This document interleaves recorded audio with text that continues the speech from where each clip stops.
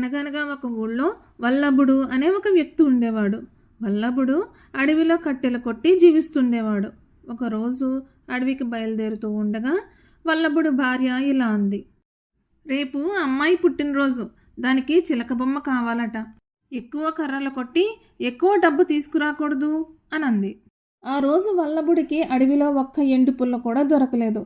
వాడు ఒక పచ్చని చెట్టుని నరకబోతుండగా అతని ముందు ఒక వనదేవత ప్రత్యక్షమైంది. ఈ అడవిలో ఉన్న ఒకే ఒక గంధపు చెట్టు ఇది, దాన్ని నరకొద్దు అంటూ వల్లభుడిని ఆ వనదేవత వేడుకుంది. అప్పుడు వల్లభుడు తన కష్టం చెప్పుకున్నాడు. మీ అమ్మాయికి మాట్లాడే చిలుకని ఇస్తాను అంటూ చప్పట్లు కొట్టింది వనదేవత. ఒక పంచవన్నెల రామచిలుక వచ్చి వనదేవత భుజం మీద వాలింది.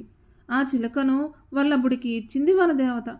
తర్వాత ఇంటికి వచ్చి భార్యకు జరిగిందంతా చెప్పాడు. మాట్లాడే చిలుకను చూసి వల్లభుడి కూతురు ఎంతో ముచ్చటపడింది. వనదేవత పుణ్యాన మనకు శ్రమ జీవితం తగ్గింది.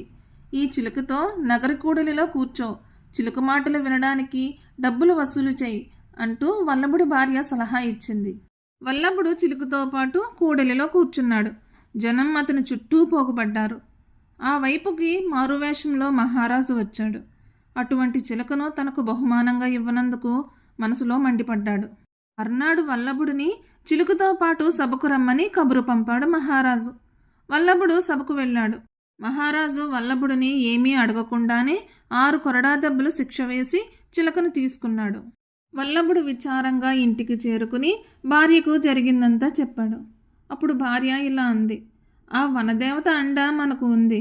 ఈరోజు నా పుట్టినరోజని చెప్పు, గంధం చెట్టు నరుకుతున్నట్లు నటించు, నా కోసం చంద్రహారం అడుగు అనంది. ఆ విధంగానే వనదేవతకు చెప్పాడు వల్లభుడు.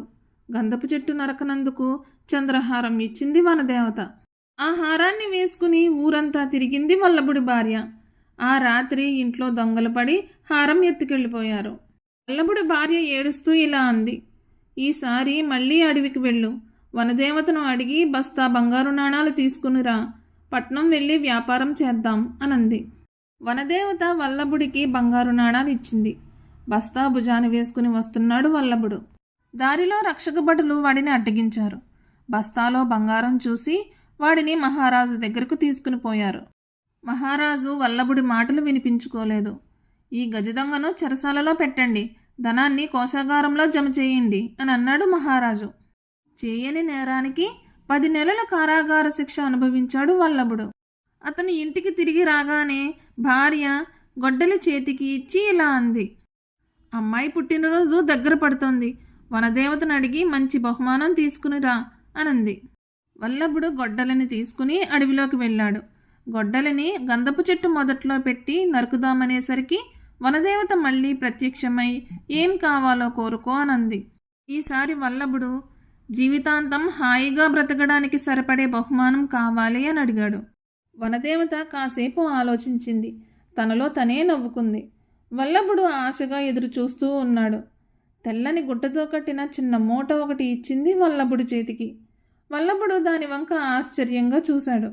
ఇంటికి తీసుకెళ్ళి చూడు, దీంతో జీవితాంతం హాయిగా బ్రతకవచ్చు అనంది వనదేవత. వల్లభుడు సంతోషంగా ఇంటికి బయలుదేరాడు. ఏవో ఖరీదైన వజ్ర వైడూర్యాలు ఉంటాయి అని అనుకున్నాడు.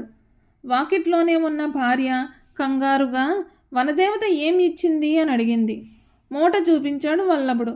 గబగబా అందుకుని దాన్ని ఊడదీసింది. అందులో అనేక రకాల కూరగాయల విత్తనాలు ఉన్నాయి. ఏవో వజ్ర వైడూర్యాలు ఇవ్వాలి కానీ ఇవేంటి అని కసురుకుని కోపంగా ఇంటి వెనుక ఖాళీ స్థలంలో విసిరింది. 4 రోజుల తర్వాత అవన్నీ మొలకెత్తాయి. వల్లభుడే బాగా ఆలోచించాడు. వీటిని ఎందుకు ఇచ్చిందో అని గ్రహించాడు. వాటిని పాదులుగా చేశాడు. రోజు నీళ్లు పోస్తూ శ్రద్ధగా పెంచసాగాడు. కొన్ని రోజులకు అవన్నీ ఏపుగా పెరిగాయి. చుట్టుపక్కల వారు తాజా కూరగాయలు అని ఖరీదు పెట్టి కొనసాగారు. వల్లభుడి భార్యకు ఆశ పెరిగింది. డబ్బులు రావడంతో వాటి మీద శ్రద్ధ పెట్టింది. కూరగాయలు బుట్టలో వేసుకుని గ్రామంలో తిరుగుతూ ఉంది. రోజు మంచి ఆదాయం రాసాగింది. ఆలుమగలు ఇద్దరూ వాటిని పెంచి అమ్ముతూ ఆనందంగా జీవించసాగారు. కూతురు ఆ గ్రామవాసులు కూడా వల్లభుడి తెలివితేటలకు ఎంతో సంతోషించారు.